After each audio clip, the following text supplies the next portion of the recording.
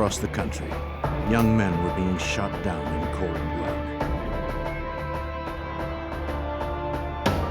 The killer struck unexpectedly. His attacks were unprovoked. His sole motivation was racial hatred. And after he killed, he vanished.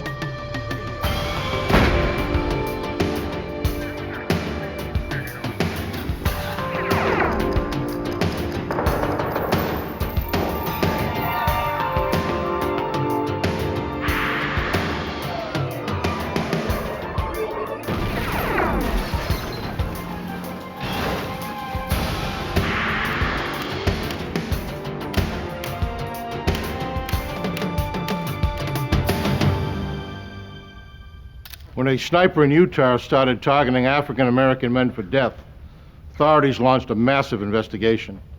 With scant clues and no witnesses, they found the odds stacked against them, and they had no idea where the killer would strike next.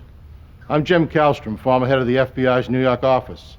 Civil rights violations fall under federal jurisdiction, so the killings become the FBI's business. The investigation soon grew into a nationwide manhunt for a roving serial killer. Salt Lake City, Utah. On an August night in 1980, 4 youths walked through Liberty Park enjoying the last days of their summer. 20-year-old Ted Fields and 18-year-old David Martin had just finished choir practice. Terry Elrod had just begun dating David a few weeks earlier and had set up her friend Karma Ingersoll with Ted. This was their first date. The 4 had met to jog in the park, but decided to walk and talk instead. They were too preoccupied with each other to notice a man watching them through the scope of his rifle. When David Martin dropped to his knees, the others thought he was joking.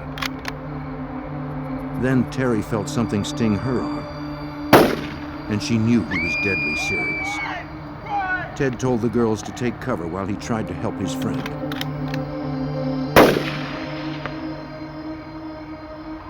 Then he too was shot down.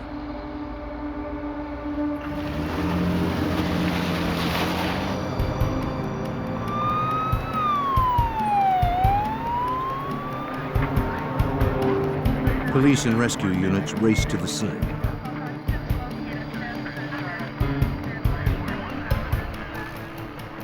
David Martin, barely alive, was rushed to the hospital, but died hours later of 3 gunshot wounds.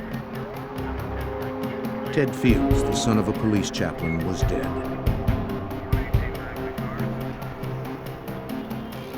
Witnesses told police they heard shots coming from an abandoned building across the street. But no one saw the shots fired, and no one saw the gunman.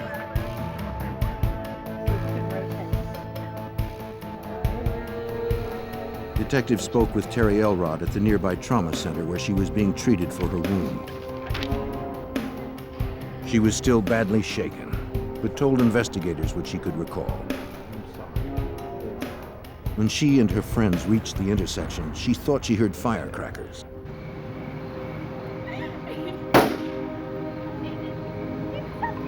David crumpled and she felt a sting on her arm. She saw blood, then realized that David was seriously wounded. As she told her story, she recalled something that had happened a few minutes before the shooting. The group was almost hit by a car traveling the wrong way down a one-way street. But she could not identify the make, model, or license plate, and she never saw the driver. Salt Lake City Detective Don Bell didn't know why the youths were targeted. These were young boys. They'd never been in trouble with the police. We didn't have an outstanding motive. We didn't know whether it was something related to the girls, whether something related to the boys, or just a case of mistaken identity. In the morning, police returned to the crime scene to conduct a more thorough search. In a field across from the park, police found tire tracks. Technicians photographed and measured them.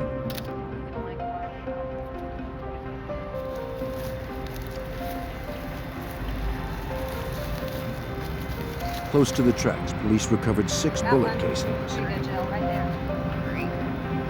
Witnesses said they had heard the gunfire coming from the abandoned building. Now detectives believed that what they heard were the echoes.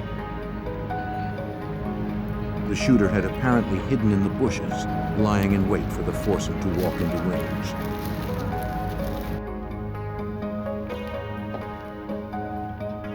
Police matched the casings to the bullets that killed the 2 young men.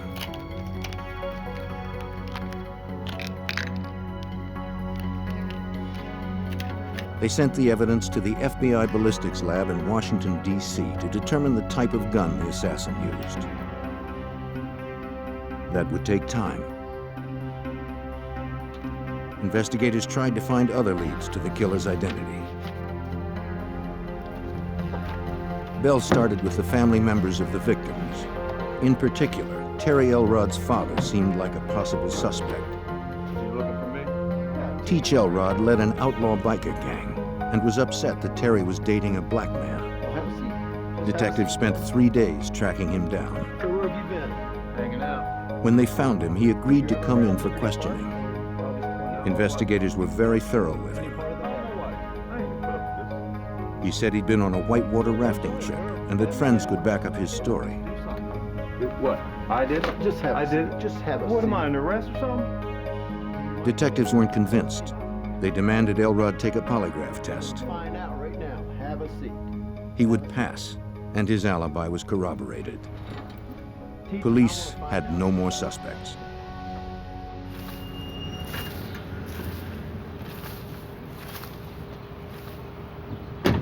They returned to the Liberty Park crime scene to canvass the neighborhood. One resident, Gary Spicer, told investigators he had seen something suspicious earlier that evening.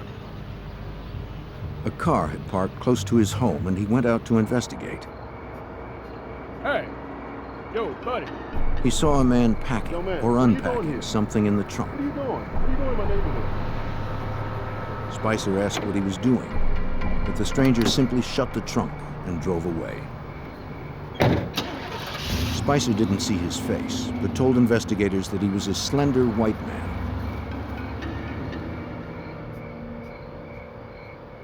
He described the car as a Camaro with chrome mags. Yeah. Detectives thought the information was promising, since the car was parked close to where they had earlier found the tire tracks.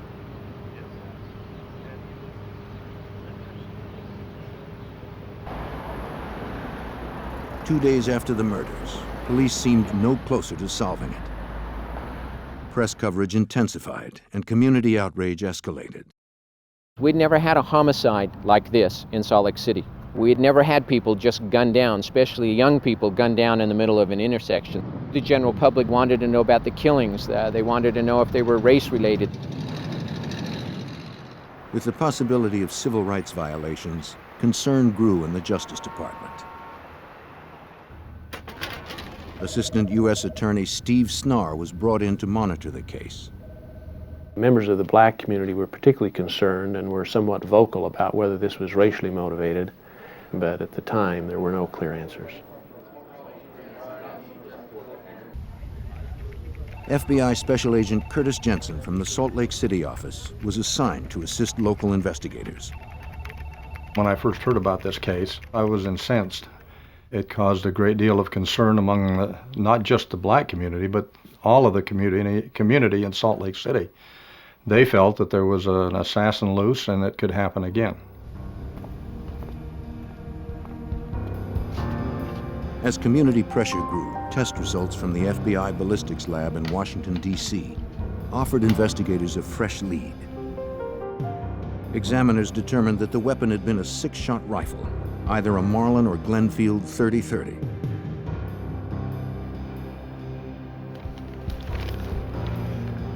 After searching gun shops and classified ads for recent purchases, investigators assembled 150 weapons that matched the description.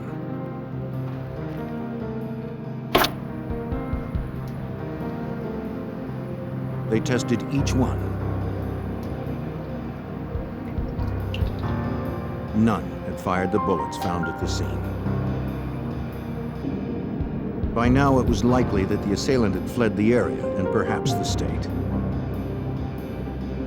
So the FBI sent out nationwide teletypes to local and federal agencies describing details of the crime, including the weapon and shell casings.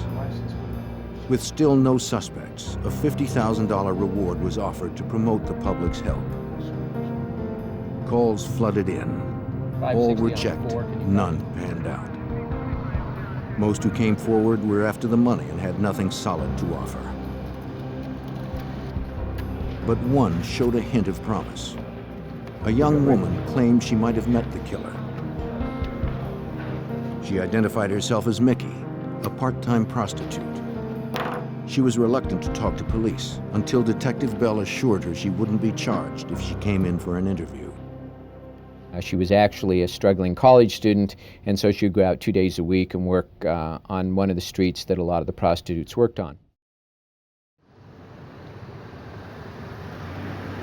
She told the detective about a man she had met sometime in August, close to the time of the killings. Mickey was walking down the street when a man in a Camaro pulled up and asked if she wanted to party. She hadn't planned on turning any tricks that day, so she said no. He said he'd make it worth her while. She relented since she needed the money and the man didn't seem threatening. He spoke with a southern accent and introduced himself as Bill Hagman. He drove her to the Regal Inn Motel. Just getting ready to go. In the room, Mickey noticed that Hagman had weapons. She described 2 long guns that stood in the corner and 1 silver handgun. Hagman didn't talk about them, and Mickey was afraid to ask. She also said that the man had tattoos on both arms. On his left forearm was an American eagle, on the right, the Grim Reaper.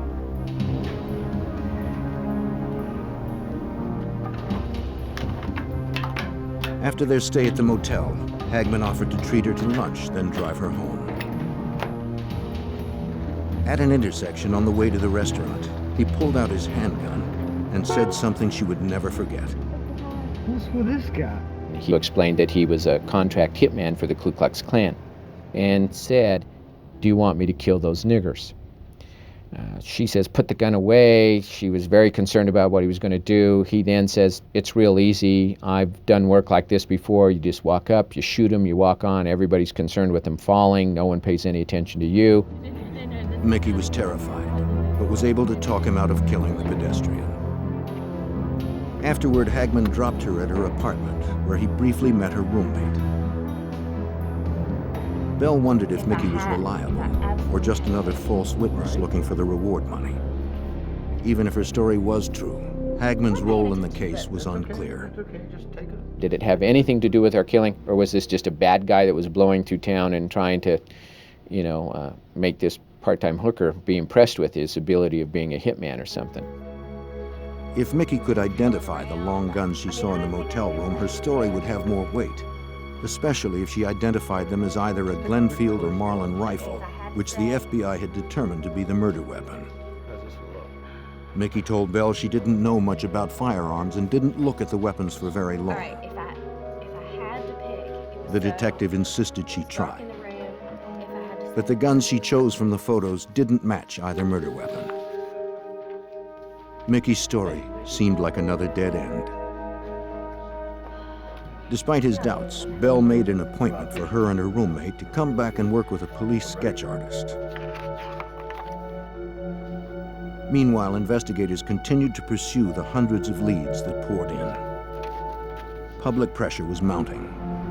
The community feared that the sniper could strike again, and police didn't know that he already had.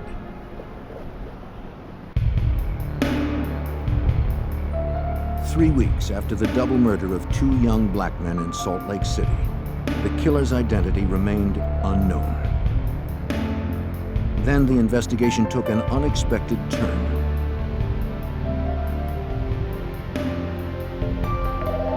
Local authorities received a response to the national telex sent by the FBI. Police in Cincinnati were investigating a similar unsolved double murder that happened 2 months earlier. On a late evening in June 1980, 13-year-old Dante Brown and 14-year-old Darrell Lane walked to the candy store close to their homes. They never saw the man watching them. Danger struck quickly. They didn't have a chance.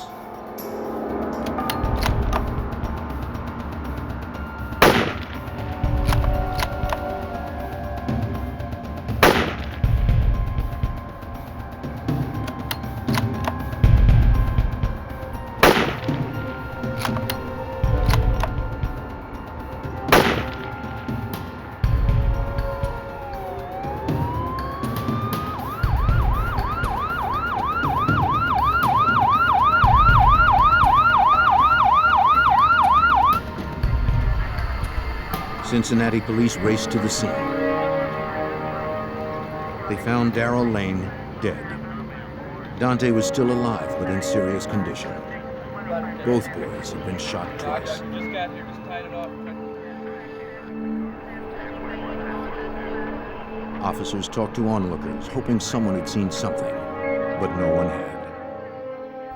Detective Mike O'Brien of the Cincinnati Police recalls that the coroner provided investigators with their first clue.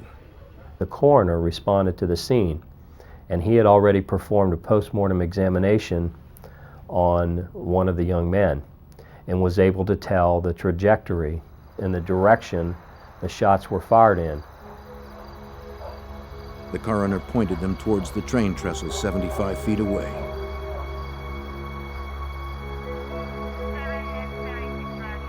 Police combed the trestle. Among the overgrowth, they recovered 4 spent rifle casings. Ballistics analysts determined that they were shot from a .44 Ruger carbine rifle.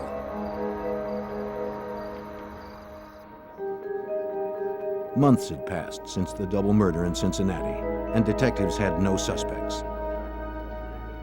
No one knew why someone would want to kill the teenagers. This wasn't the typical homicide.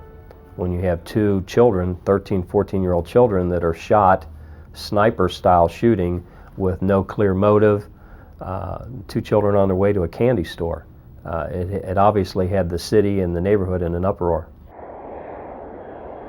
When O'Brien heard about the Salt Lake City sniper, he invited the detectives to Cincinnati to compare the cases more closely. To Salt Lake City Detective Bell, the connection was significant. It revealed a breed of killer not encountered before 1980. Once we were made aware of this information, we were pretty much convinced that we were dealing with the same killer from back east. And this was actually our real first involvement with what is commonly now referred to as a traveling serial killer. This was a new concept to everybody, not just out in Salt Lake. It was a new concept anywhere in the country that killers would just travel across the country.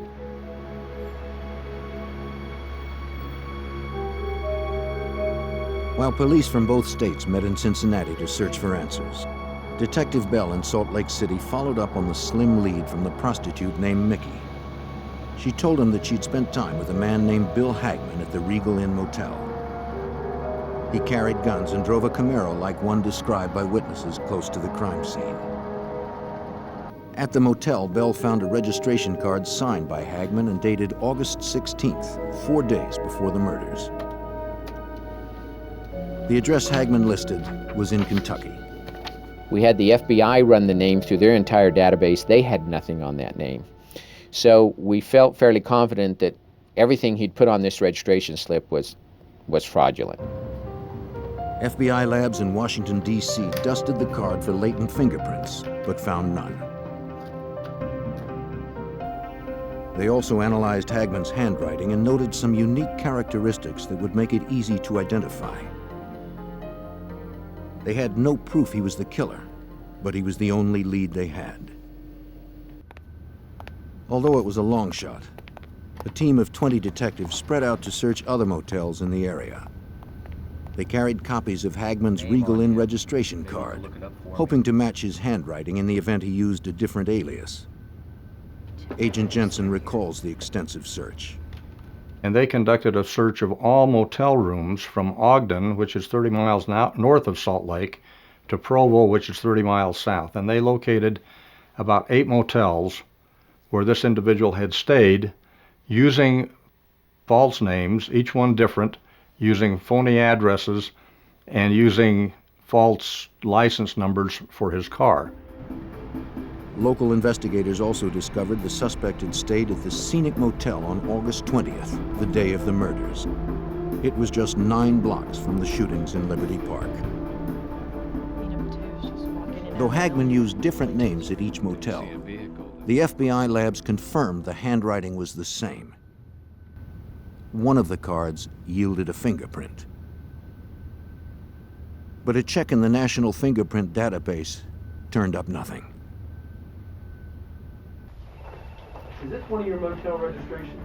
At the Sandman Motel, they got another break. Help me out for a second. Detectives discovered that his registration card listed a Camaro with its license plate number. Okay, now, I see a license number. But a second license number was written in the margin by the motel's owner. Yes, I do. I wrote that number there. That's the correct number. He must have been in his late 70s, early 80s. He went out every night around 3 o'clock in the morning and would take all of his motel registration slips and walk by all the cars and check their license plate numbers against what were put on the cards, because he was so sure that his guests were going to steal a pillow or a pillowcase. When the owner checked the plates on Hagman's Camaro against his registration, the numbers didn't match. So he recorded the correct Kentucky plates in the margin of the card.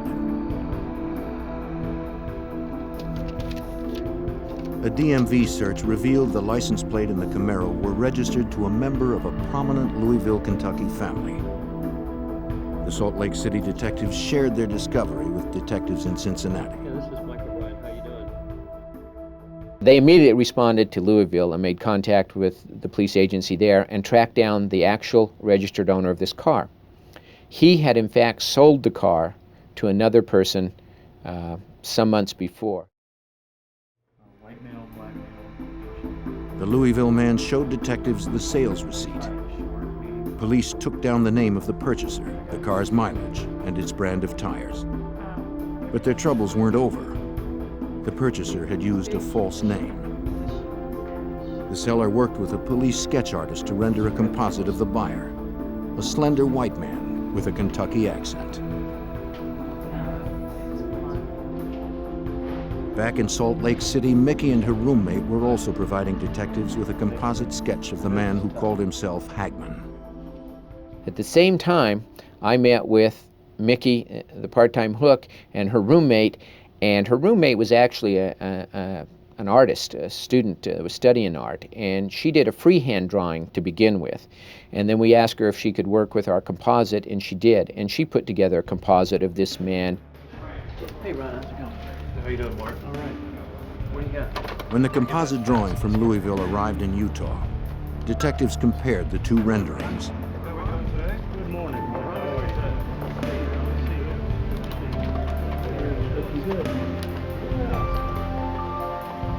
They were remarkably similar.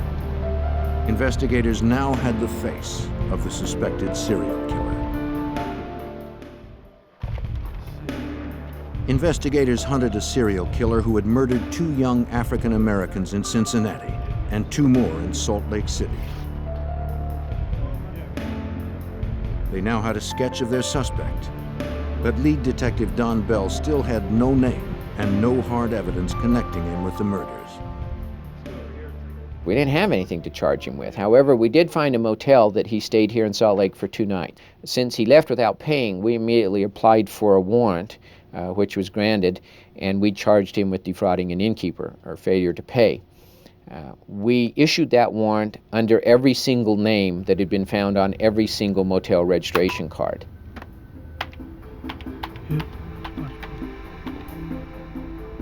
The FBI entered the warrant, the license plate, and all of his aliases into the NCIC, the National Crime Information Center, a computer database that links over 57,000 law agencies nationwide.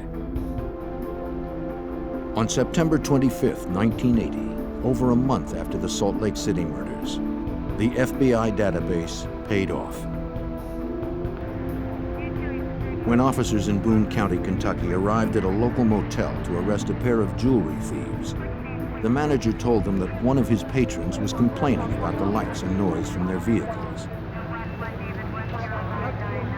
7, 8 police cars in the parking lot with the red lights going and the radios blaring, and another person living in this motel took offense at being disturbed by all this noise and called the manager's office and said, "What are the cops doing there, and how come it's so noisy, and I'm going to leave if you don't quiet down." And so the manager went out and approached one of the Boone County officials and said, "My tenant is really upset that you're causing all this trouble." When the sergeant asked who was complaining, the night manager told them that the calls were coming from room 80. Perturbed, the sergeant ran the license plate of the Camaro registered for the man in that room. The computer check, tied into the FBI database, turned up the warrant from Utah. Boone County sheriffs went to room 80. A slender, white male with a southern accent answered the door. Inside, officers saw 2 shotguns on the bed. They cuffed him and brought him in for questioning. This time, the fugitive registered with his real name, Joseph Paul Franklin. They notified Salt Lake City investigators that they had their man. Detective Bell and his colleague were on the next plane to Kentucky. But when they arrived, Boone County sheriffs had alarming news. The fugitive had escaped from his low-security room. At some time during the interview, the detective briefly leaves the room to get something to drink for this subject and himself, and it's at that point that this individual makes his escape out the window and is gone. Investigators still held his Camaro, his weapons, and wallet containing his driver's license and photo. Salt Lake City Detective Bell recalled how closely the photo matched the 2 composites. Looking at that license, it was almost eerie. It almost looked like that the composite that had been built in Kentucky and the composite that I built out here in Salt Lake, that we had done it using Joseph Paul Franklin's driver's license. The suspected serial killer was still one step ahead. The FBI issued a federal warrant for unlawful flight to avoid prosecution. Investigators hoped the resources of the FBI could stop the killer before he struck again. The fugitive's face and description flooded the media nationwide. Agent Jensen spearheaded the manhunt for the FBI. He was almost immediately put on the 10 most wanted list because of the notoriety and because of the seriousness of the crime, the fact that he was a suspect not only in this crime, but in the assassination of a number of black people all across the United States. These were cases that hadn't been solved. To make the most wanted fugitives list, Franklin's file was reviewed among hundreds of others. Special agents at FBI headquarters decide the 10 most wanted based on a suspect's immediate danger to society, that the suspect won't stop killing until he's caught. News of the killer's escape brought a flurry of sightings, including one from a Kentucky teenager. He said a man had offered him $100 to take him across the river to a shopping mall in Cincinnati. Investigators swarmed the mall to interview anyone who thought they'd seen him. They discovered the suspected serial killer had purchased new clothes and had his hair cut and dyed. Franklin had changed his appearance and still had a source of cash. Back in Kentucky, evidence technicians scoured the Camaro for clues. They took photos of its tires, hoping to match them with tread marks found near the crime scene in Salt Lake City. They matched. For Detective Bell, it was a major breakthrough. The tires were sort of a new prototype that were only being released east of the Mississippi. So for tires to show in a dirt field in Salt Lake City, they would have had to have been purchased at that time east of the Mississippi, that placed that car with that man in our city. At the FBI ballistics lab in Washington, D.C., examiners analyzed the weapons Franklin had left behind.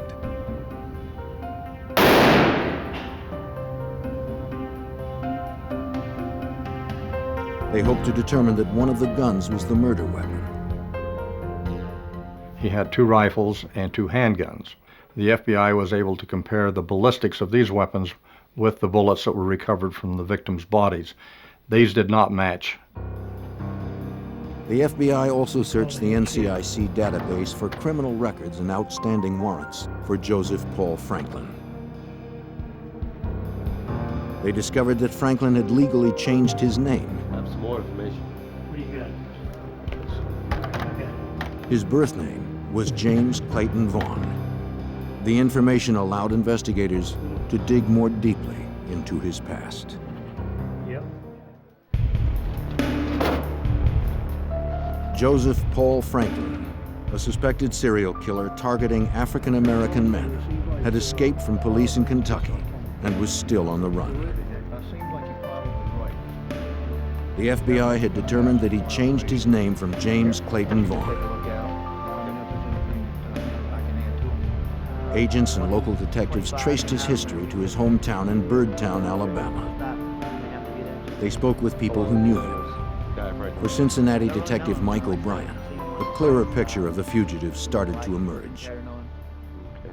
Birdtown is described as basically one side of the track is black and the other side is white. And so there was a lot of racial tension in his upbringing. There was a lot of problems between whites and blacks in that area. His mother had relatives that had been in World War II on the side of Nazi Germany. Franklin at one point had said he had read Mein Kampf and was very impressed with this writing. Joseph Paul Franklin had selected his new name to honor one of his heroes, Hitler's chief propagandist, Paul Joseph Goebbels. The FBI tracked his movements over the previous year and found that they coincided with several unsolved bank robberies. That's him. That's him. Agents also learned that 2 years earlier, he had sent a letter threatening to kill President Jimmy Carter because of his pro-civil rights views. The president was currently campaigning in the South, where Franklin had last been spotted. The election was just weeks away. If Franklin was going to make good on his threat, it would be soon. Detective Bell remembers that the FBI and Secret Service rushed into action. Well, they decided that Joseph Paul Franklin, also James Clayton Vaughn, was definitely a threat to President Carter because he had written that he would like to kill him. So they passed pictures of Joseph Paul Franklin in every city that the president was going to visit. The FBI had to get to Franklin before Franklin got to the president. We were able to, through contacting his friends, determine that during the process of his flight, he was selling his blood plasma to obtain money to live on. And as a result of that, we sent bulletins out to all of the blood plasma centers in the southeastern part of the United States.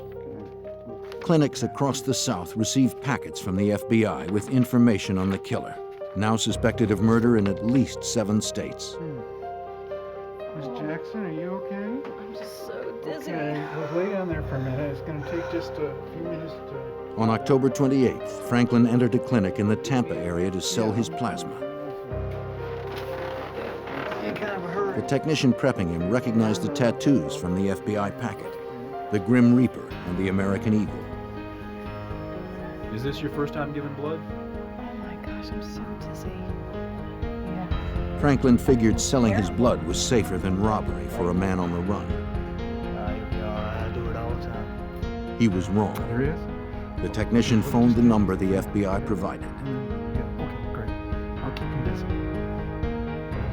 Federal agents surrounded the clinic and moved in to arrest Franklin. This time, there would be no mistakes. Wait. You have the right to remain silent. The killer went quietly without a fight. In court of law.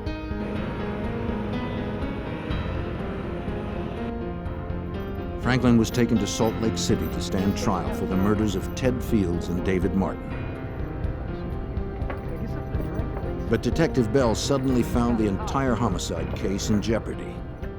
The county attorney didn't feel that we had a strong enough case. It was purely circumstantial as far as he was concerned, and he wasn't willing to go to court on just a purely circumstantial case. But the federal government, through the FBI, decided to step in at that time, and they felt that they had a very good, strong case to bring civil rights violations against him. The civil rights conviction would present obstacles of its own. Prosecutors would have to prove not only that he had committed the homicides in Utah, but that he was motivated out of racial hatred. The FBI held suspected serial killer Joseph Paul Franklin in Salt Lake City, while federal prosecutors built a case to prove his murders were racially motivated. Agents re-interviewed his associates, family, and 2 ex-wives in order to get a clearer picture of Franklin's racial beliefs. Agent Jensen sent his team to Franklin's hometown of Birdtown, Alabama. We were able to go back and meet with people that knew him, and we were able to develop a history of him, if you will, as to what he was like, the fact that he had been associated with the Ku Klux Klan. He'd been associated with the American Nazi Party. The fact that he'd been arrested a number of times for disorderly conduct, and in some instances because he possessed a weapon. Prosecutors pursued witnesses who could testify to Franklin's whereabouts and his racist views. At one motel, a manager agreed to speak at trial about his encounter with Franklin.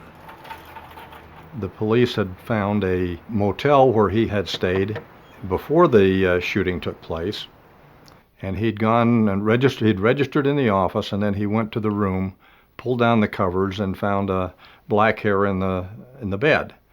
This upset him greatly, and so he became irate, went back to the office and yelled and screamed and made a number of racial statements against black people.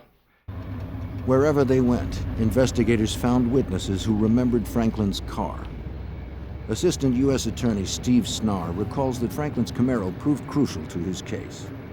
The car that Mr. Franklin was driving was unique. It had a unique color. It had red pinstriping that was a custom kind of striping. It also had unique interior features and non-standard tires and other features that were noticeable to various witnesses who had observed the car in the Salt Lake area. And he pulled up and asked The investigative team also interviewed 2 young women who had ridden in Franklin's Camaro. We came up with 2 girls, a lady by the name of Sandra and another one by the name of Rhonda, who actually at 4 o'clock, 4:30, 4:45 on the day of the killing, were hitchhiking a couple of blocks away from the park. This man in the Camaro picked them up, and they needed to get to the downtown bank to deposit their paycheck before it closed at 5. As they got in the car, Franklin asked them if black people hung out in the park. One of the girls, who was dating a black man, said yes. Before he dropped them off, he handed them printed cards that said, "Take off your clothes." Bell sent the cards to the FBI lab, and examiners were able to conclusively match them to similar cards found in the glove compartment of Franklin's Camaro. The timing of the women's story was also compelling. They actually saw him again that night, a block and a half away from the park at 8:30. So little by little, we're putting him almost in the park at the same time the victims were.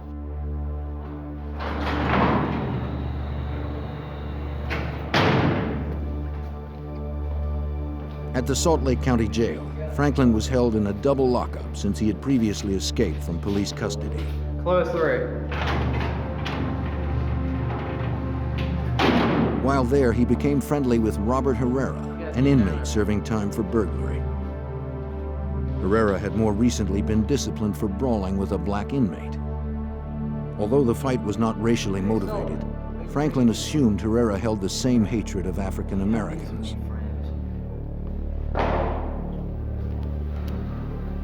He looked to Herrera as a confidant. Agent Jensen recalls the importance of this relationship. He told Herrera, he confessed to Herrera that he had shot the two joggers in Salt Lake City, and also confessed to a homicide in Oklahoma City. Herrera arranged a meeting with the FBI and local investigators. He had a proposition for them. How's it going? Herrera would become a federal witness against Franklin if the state would guarantee his early release. Franklin told Herrera why he shot the couples in Liberty Park. He said he believed people of different races should never mix. When Franklin saw the black men walking with white girls in the park, he felt they should die. Investigators were not convinced they could trust Herrera. A confession to a convict would not ensure a successful prosecution. You know, we've got one phone for two people. We have to coordinate out here too. When investigators requested more information, Herrera told them about Franklin's whereabouts following the Salt Lake City murders. Well, I can tell you what he did after the shootings. He did the shootings, he left here, he went north to a town north of Salt Lake, Ogden. He took the freeway across Nevada through Winnemucca, Battle Mountain, Reno, and into San Francisco, and he sold the rifle that he killed the kids at a flea market outside of the Bay Area. Agents and local investigators needed to confirm Herrera's story. If they could find the rifle Franklin had used in Liberty Park, investigators would have the piece they were missing. Detective Bell sent his team to the flea market outside San Francisco. They interviewed gun dealers and other witnesses. So they saturated the flea market, and they did come up with witnesses who remembered Joseph Paul Franklin and remembered that he was selling guns. But we could never find the gun. Even without the weapon, Herrera's story was confirmed. Franklin's movements following the murders would be critical for the prosecution. Well, this was pretty good information because we'd never been able, the FBI, ourselves, no one had ever been able to find out where Mr. Franklin had gone after doing the killing. After agents corroborated his story, they met with Herrera again. He told investigators about other crimes Franklin confessed to. Franklin admitted shooting hustler publisher Larry Flint, crippling him in 1977 for portraying black men with white women in his magazine. Franklin also said he shot Vernon Jordan, the president of the National Urban League, in May of 1980. Federal prosecutors felt they had enough to bring the civil rights case to trial. Well, the prosecution was an involved prosecution involving 65 witnesses and approximately 100 different exhibits. However, we managed to expedite the case and move things along in telling our story and recreating the actions and things that took place. The trial lasted 5.5 days and we were done. The jury deliberated just 5 hours, finding Joseph Paul Franklin guilty of the federal civil rights violations. The judge sentenced him to 2 life terms.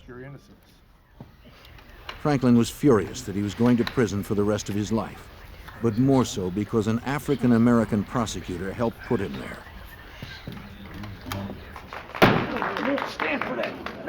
In a rage, Franklin jumped out of his chair and threw water on the attorney.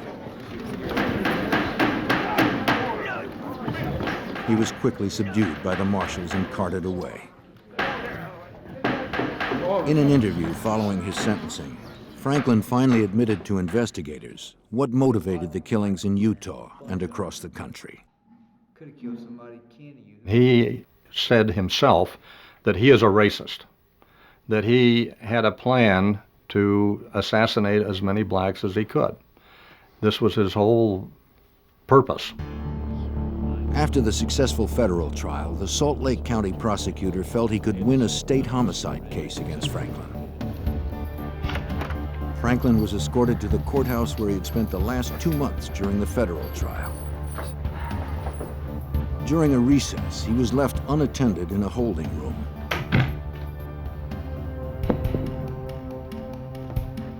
Before the court officer returned, he freed himself and pried the door off its hinges.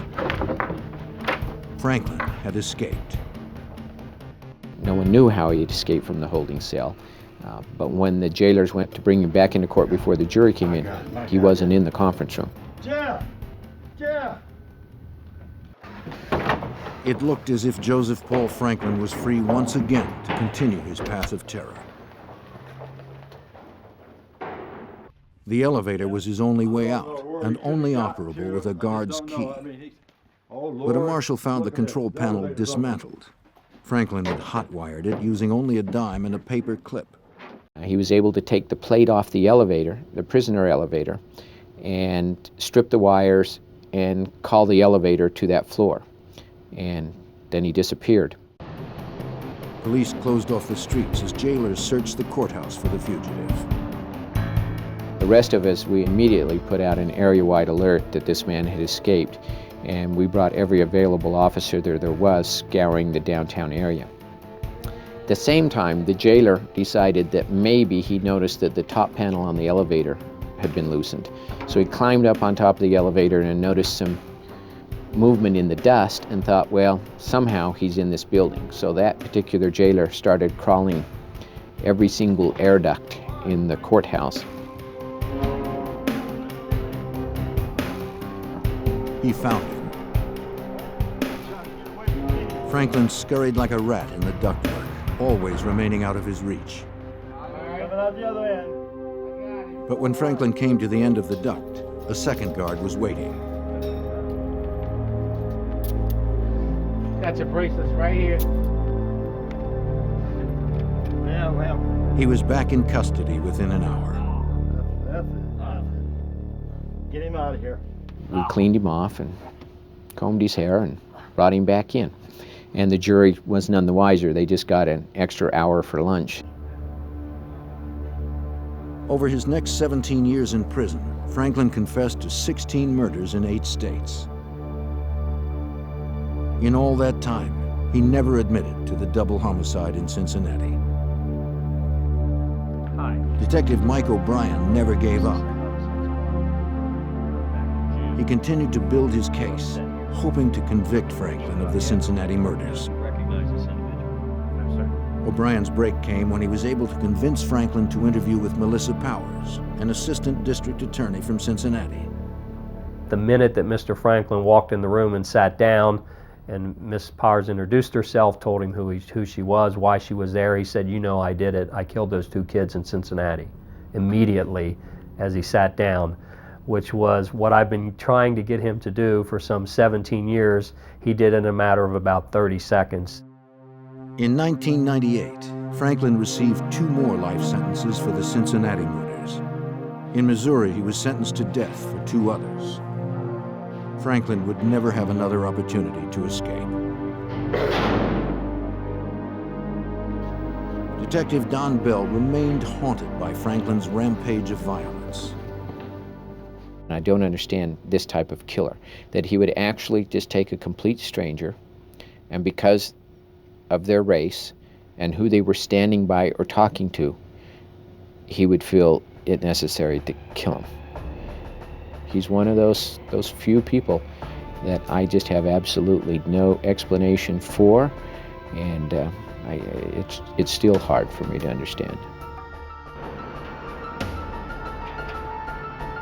For the families of Franklin's victims, peace had finally come. Franklin would never be free to kill again.